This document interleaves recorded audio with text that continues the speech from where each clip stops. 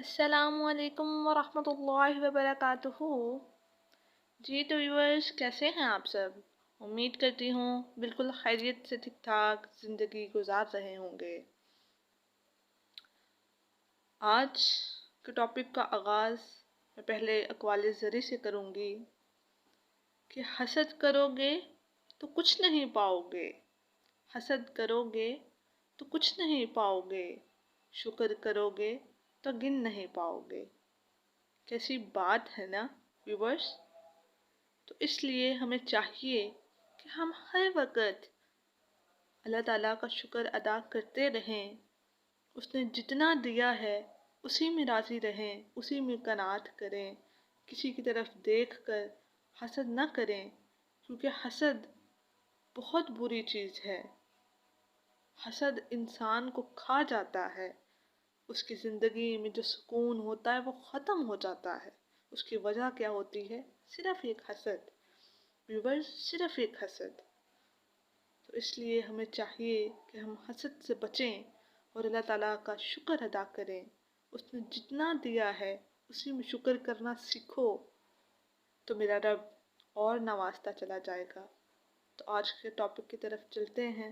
آج کا ہمارا ٹاپک ہے اصحاب کہف کون تھے؟ اصحاب کہف شہر افسوس کے شرفا تھے، جو بادشاہ کے معزز درباری بھی تھے، مگر یہ لوگ صاحب ایمان اور بت پرستی سے انتہائی بیزار تھے۔ دقیانوس کے ظلم و جبر سے پریشان ہو کر یہ لوگ اپنا ایمان بچانے کے لیے اس کے دربار سے بھاگ نکلے اور قریب کے پہاڑ میں ایک غار کے اندر پناہ گزین ہوئے اور سو گئے۔ 300 برس سے زیادہ عرصے تک اسی حال میں سوتے رہ گئے۔ دقیانوس نے جب ان لوگوں کو تلاش کرایا، اس کو معلوم ہوا کہ یہ لوگ غار کے اندر ہیں، تو بے حد ناراض ہوا اور فرط غیظ و غضب میں حکم دے دیا کہ غار کو ایک سنگین دیوار اٹھا کر بند کر دیا جائے، تاکہ یہ لوگ اسی میں رہ کر مر جائیں اور وہی غار ان لوگوں کی قبر بن جائے۔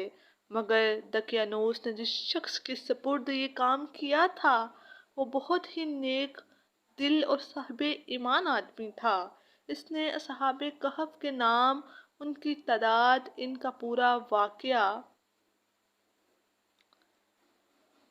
اور اس کے پورے واقعے کی تختی پر کندہ کرا کر تانبے کے صندوق کے اندر رکھ کر دیوار کی بنیاد پر رکھ دیا، اور اسی طرح ایک تختی شاہی خزانے میں بھی محفوظ کرا دی۔ کچھ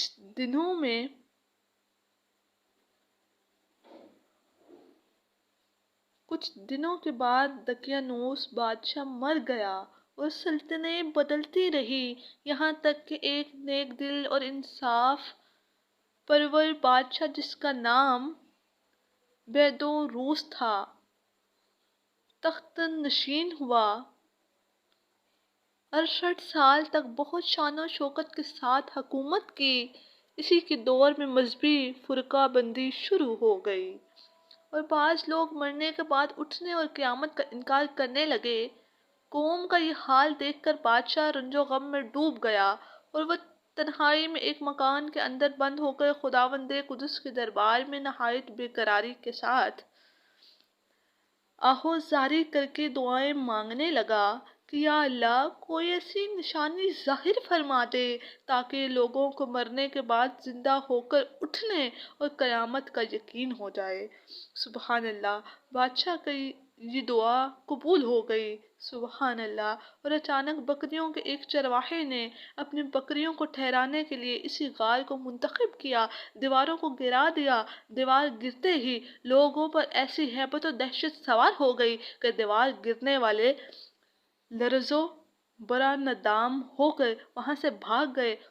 اصحاب کہف بحکم الہی اپنی نیند سے بیدار ہو کر اٹھ بیٹھے۔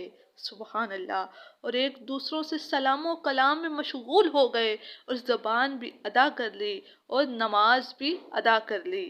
जब इन लोगों को भूख लगी तो इन लोगों ने अपने एक साथी से कहा कि तुम बाजार जाकर खाना लाओ और नहायत खामोशी से ये भी मालूम करो कि दकियानूस हम लोगों के बारे में क्या इरादा रखता है। गार से निकल कर वो आदमी बाजार गया और ये देखकर हैरान रह गया कि शहर में हर तरफ इस्लाम का चर्चा है, सुबहान अल्लाह, और लोग एलानिया हजरत ईसा अलैहिस्सलाम का कलमा पढ़ रहे हैं। तो ये मंजर देखकर हैरत ज़दा हो गया कि इलाही, ये क्या माजरा है कि इस शहर में तो ईमानो इस्लाम का नाम लेना भी जुर्म था, आज ये इनकलाब कहाँ से और क्यों कर आ गया।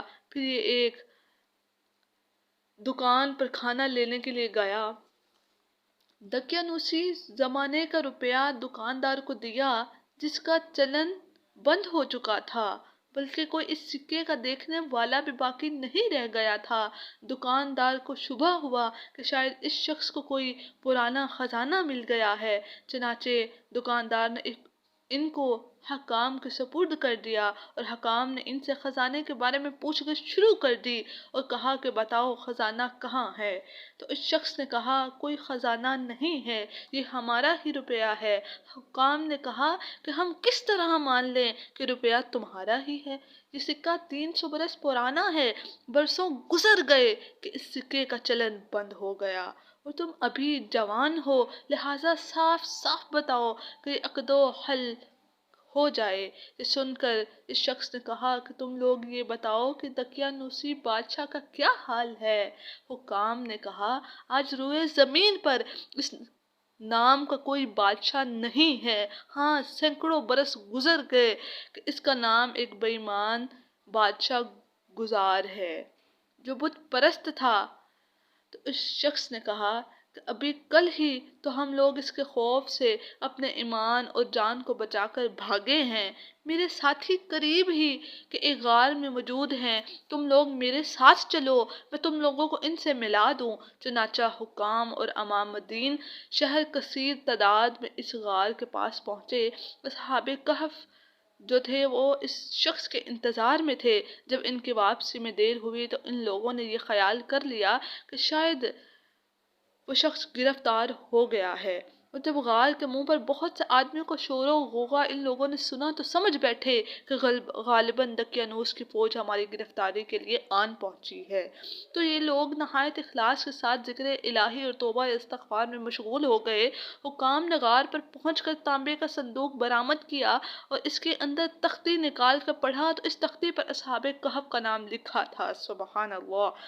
और ये भी तहरीर था कि मोमनों की जमात अपने दीन की हिफाजत के लिए दकियानूस बादशाह के खौफ से इस गार में पनाह गुज़ीन हुई है। तो दकियानूस ने खबर पाकर एक दीवार से इन लोगों को गार में बंद कर दिया है। हम ये हाल इसलिए लिखते हैं कि जब कभी ये गार खुले तो लोग असहाबे कहफ के हाल पर मुतला हो जाएं। हुकाम तख्ती की इबारत पढ़कर हैरान रह गए और इन लोगों ने अपने बादशाह को इस वाक़े की इत्तला दी तो फ़ौरन ही इस बादशाह ने अपने उमरा और अमायदीन शहर को साथ लेकर गार के पास पहुंचा। तो असहाबे कहफ ने गार से निकलकर बादशाह मुआनका किया और अपनी ज़रगशित बयान की। बादशाह सजदे में गिरकर खुदावंदे कुदस का शुक्र अदा करने लगा कि मेरी दुआ कबूल हो गई और अल्लाह ताला ने ऐसी निशानी जाहिर कर दी जिससे मौत के बाद जिंदा होकर उठने का हर शख्स को यकीन हो गया। सुबहान अल्लाह। आगे असहाबे कहफ की तादाद बताती चलूँ। असहाबे कहफ की तादाद में जब लोगों का इख्तलाफ हुआ तो ये आयत नाजिल हुई जिसका तर्जुमा ये है, यानी ए महबूब फरमा दीजिए कि अल्लाह असहाबे कहफ की गिनती को ज़्यादा जानता है और तुम में से ही बहुत कम लोग इनको जानते हो।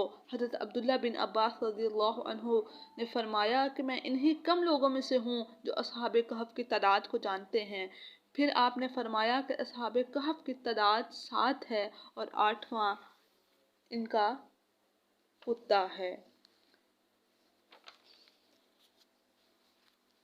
तो फिर इसके साथ ही असहाबे कहफ के नाम बताती चलूँ। इनके नामों में भी बहुत इख्तलाफ रहा है। हज़रत अली रज़ियल्लाहु अन्हु से रवायत है کہ ان کے نام یہ ہیں: مقسل، مینا، تملیخا، مرتونس، نیونس، ساریونس، زونواس، فلسطیونس اور ساتواں چرواہا تھا جو ان لوگوں کے ساتھ ہو گیا تھا۔ حضرت علی نے اس کا نام ذکر نہیں فرمایا، اور لوگوں کے کتے کا نام قطمیر تھا۔ ان لوگوں کے کتے کا نام قطمیر تھا، ان لوگوں کے شہر کا نام افسوس تھا، اور ظلم بادشاہ کا نام دقیانوس تھا۔ تفسیر ساوی میں لکھا ہے کہ اصحاب کہف کے نام یہ ہیں جو میں پہلے بیان کر چکی ہوں۔ آگے اصحاب کہف کے ناموں کے خواص۔ حضرت ابن عباس رضی اللہ عنہما سے روایت ہے کہ اصحاب کہف کے ناموں کی تعویذوں